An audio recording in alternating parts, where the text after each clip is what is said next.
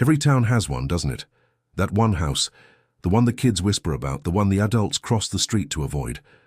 On Maple Street, it was the old Blackwood place, the last house on the block, slumped between two ancient, gnarled oak trees like a forgotten tombstone.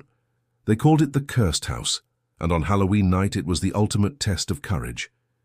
The fog hung low that year, clinging to the jack-o'-lanterns and making ghosts out of mailboxes. A small group of trick-or-treaters, their bags heavy with candy, stood across the street, staring at its dark windows. The dare was always the same. Ring the doorbell of the last house on Maple Street.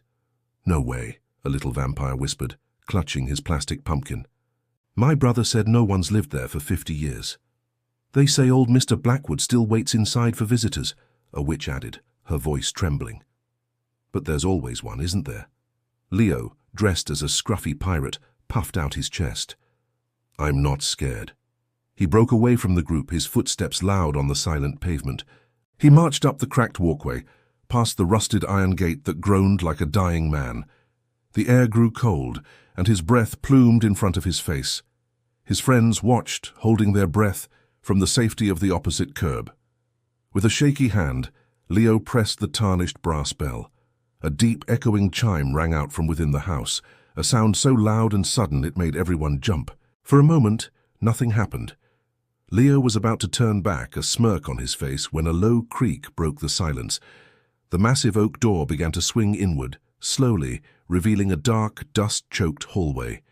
There, just inside the doorway, sat a simple wooden chair, and on the chair a large glass bowl filled to the brim with every kind of candy imaginable.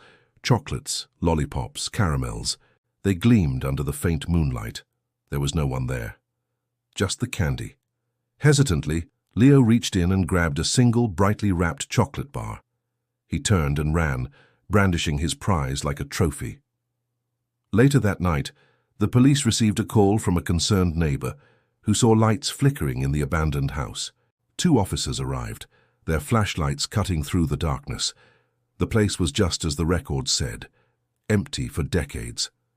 Dust lay thick as a blanket on everything. But then, one of the officers noticed something on the floor of the entryway. A fresh, crinkled candy wrapper, and next to it, leading away from the door and up the grand, shadowed staircase, was a set of tiny, dusty footprints. Footprints far too small to be a child's. Thanks for watching. If you enjoyed this spooky story, don't forget to hit that like button and subscribe for more chills. Stay safe out there.